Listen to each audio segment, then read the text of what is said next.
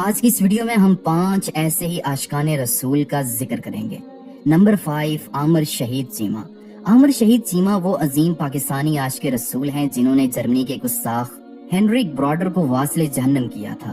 عامر شہید دراصل جرمنی میں تعلیم کے سلسلے میں مقیم تھے۔ جب ستمبر 2005 کو ڈنمارک کے اخبار جیلین پوسٹر نے حضور نبی کریم صلی اللہ علیہ وسلم کے بارے میں 12 نہایت توہین آمیز اور نازیبا کارٹون شائع کیے، پھر مسلمانوں کو مشتعل کرنے کے لیے ایک سوچی سمجھی سازش کے تحت جنوری 2006 میں 22 ممالک کے 75 اخبارات اور رسائل نے ان کارٹونوں کو دوبارہ شائع کیا۔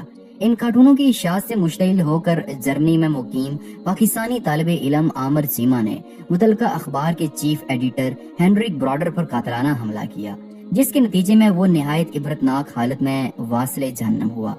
عامر چیمہ گرفتار ہوئے۔ جرمن پولیس اور مختلف حکومتی ایجنسیوں نے برلن میں جیل میں موجود عامر شہید پر 44 دن تک ذہنی اور جسمانی ٹارچر انہیں کرتے رہے اور ان پر تشدد بھی کیا گیا۔ ایک موقع پر تفتیشی افسر نے عامر شہید چیمہ کو مشروط طور پر رہا کرنے کی پیشکش کرتے ہوئے کہا کہ وہ جرمن ٹیلی ویژن پر آ کر اعلان کریں اور کہیں کہ وہ ذہنی مریض ہیں، دماغی طور پر درست نہیں ہیں، اس لیے انہوں نے یہ قدم مخص جذبات میں آ کر اٹھایا ہے، اور دوسرا یہ کہ اس فعل کا مذہب سے کوئی تعلق نہیں اور میں اپنے کیے پر بے حد شرمندہ اور نادم ہوں۔ شہید عامر چیمہ نے نہایت تحمل سے تفتیشی آفیسر کی تمام باتیں سنی اور پھر اچانک شیر کی طرح دہاڑا اور اس آفیسر کے منہ پر تھوک دیا اور کہنے لگے کہ میں نے جو کچھ کیا ہے وہ نہایت سوچ سمجھ کر کیا ہے، اور روتے ہوئے کہا کہ اپنے ضمیر کے فیصلے کے مطابق کیا ہے، مجھے اپنے فعل پر بے حد فخر ہے، یہ میری ساری زندگی کی کمائی ہے۔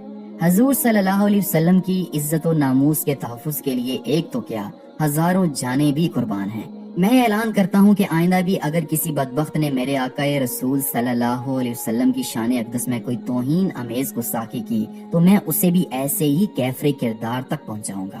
عامر شہید چیمہ کی اس بے باک اور بے خوف جسارت کے بعد جیل حکام آپے سے باہر ہو گئے اور انہوں نے عامر شہید چیمہ پر بے انتہا تشدد کیا۔ عامر چیمہ نہایت اذیت کی حالت میں اللہ اکبر کے نعرے لگاتے رہے۔ اسی دوران ان کی سانسیں اکھڑ گئیں اور وہ بے ہوش ہو گئے۔ پھر ان بدبختوں نے ان کی شہرت کاٹ ڈالی۔ عامر چیمہ کی شہادت 3 مئی 2006 کو ہوئی۔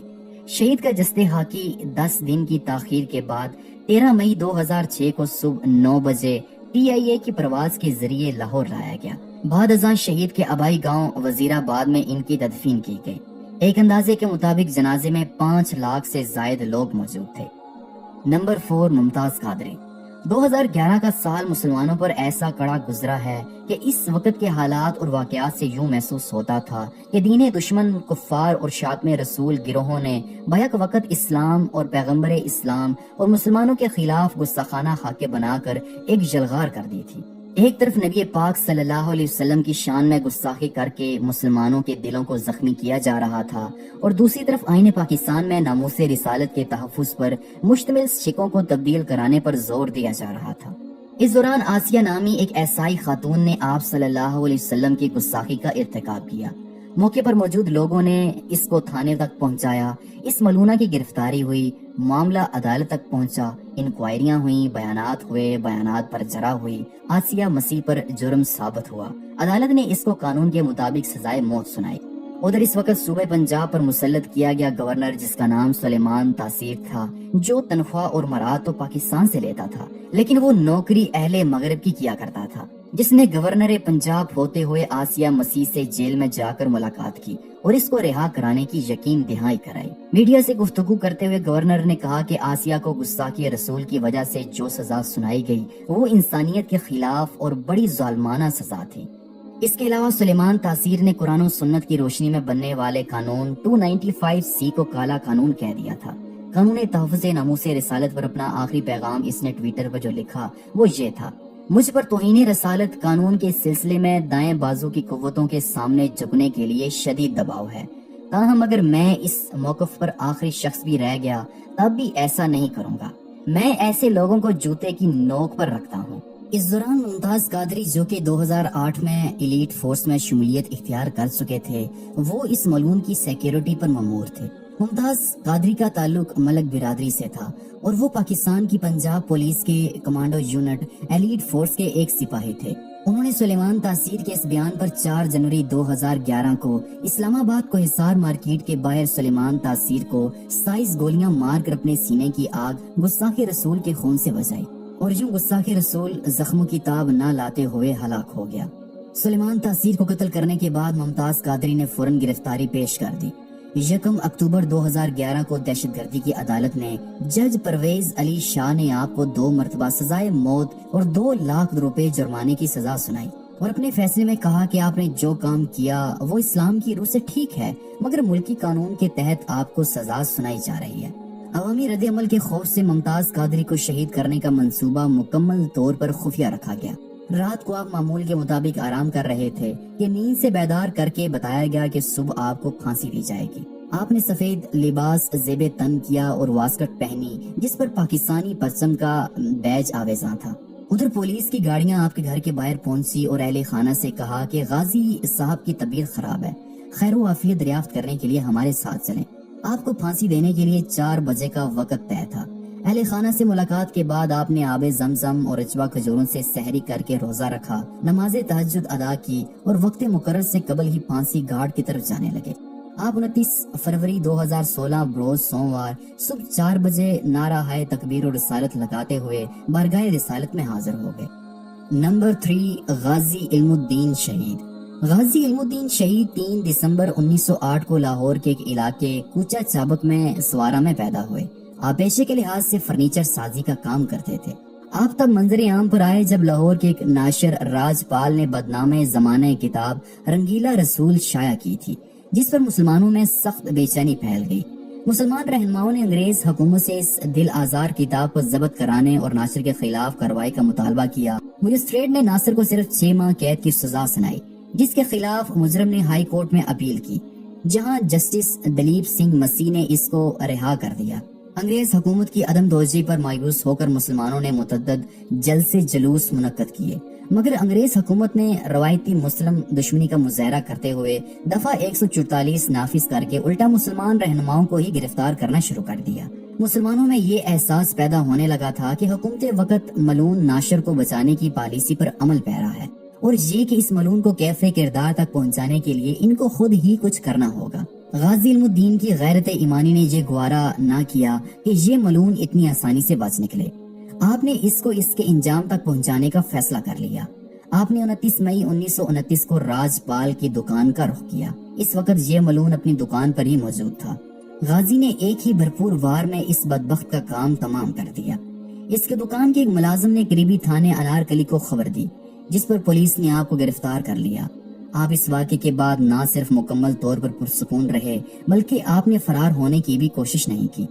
آپ نے اس کارروائی کا اعتراف کیا اور گرفتاری پیش کر دی۔ مقدمہ ایڈیشنل ڈسٹرکٹ مجسٹریٹ لوئس کی عدالت میں پہنچا، جس نے آپ پر فرد جرم عائد کر کے صفائی کا موقع دیے بغیر مقدمہ سیشن کورٹ میں منتقل کر دیا۔ آپ کی جانب سے سلیم بار ایٹ لا پیش ہوئے، جنہوں نے آپ کے حق میں دلائل دیے، مگر نیپ نامی انگریز جج نے آپ کو 22 مئی 1929 کو سزائے موت کا حکم سنایا۔ مسلمانان لاہور نے فیصلہ کیا کہ سیشن کورٹ کے اس فیصلے کے خلاف ہائی کورٹ میں اپیل کی جائے اور اس مقدمے میں غازی کی وکالت کے لیے شوہر آفاق وکیل محمد علی جناح کو نامزد کیا گیا، لیکن 15 جولائی 1929 کو ہائی کورٹ کے 2 جج نے فیصلہ سناتے ہوئے سیشن کورٹ کی سزا کو بحال رکھا اور غازی کی اپیل خارج کر دی گئی۔ اپیل خارج ہونے کی اطلاع جب جیل میں غازی کو ملی تو آپ مسکرا کر فرمائے، شکر الحمدللہ، میں یہی چاہتا تھا۔ بزدلوں کی طرح قیدی بن کر جیل میں سڑنے کے بجائے تختہ دار پر چڑھ کر ناموس رسالت پر اپنی جان فدا کرنا میرے لیے کئی گنا زیادہ سکون اور راحت کا باعث ہے۔ چنانچہ اکتوبر 1929 بروز جمعرات کو میاں والی جیل میں آپ کی سزا پر عمل درآمد کیا گیا۔ غازی علم الدین شہید نے اپنے رشتہ داروں کو جو وصیت کی تھی وہ بڑی قابل غور ہے۔ آپ نے فرمایا کہ میرے تختہ دار پر چڑھ جانے سے وہ بخشے نہیں جائیں گے، بلکہ وہ اپنے اعمال کے مطابق جزا و سزا کے حقدار ہوں گے، اور انہیں تاکید کی کہ وہ نماز نہ چھوڑیں اور زکوٰۃ برابر ادا کرتے رہیں اور شریعت محمدی پر قائم رہیں۔ غازی علم الدین شہید کا جنازہ لاہور کی تاریخ کا سب سے بڑا جنازہ کہلایا۔ جنازے کا جلوس 5.5 میل لمبا تھا۔ نماز جنازہ یونیورسٹی گراؤنڈ میں ادا کی گئی، جس میں کم و پیش 6 لاکھ عاشق رسول نے شرکت کی۔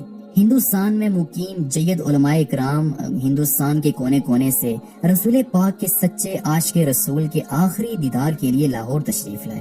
مولانا دیدار علی شاہ اور علامہ اقبال نے شہید کو اپنے ہاتھوں سے لحد میں اتارا تھا، جس پر مولانا ظفر علی خان نے کہا تھا، کاش یہ مقام مجھے نصیب ہوتا۔ اس موقع پر علامہ اقبال نے فرمایا، یہ ترکھان کا لڑکا ہم سب پڑھے لکھوں سے بازی لے گیا۔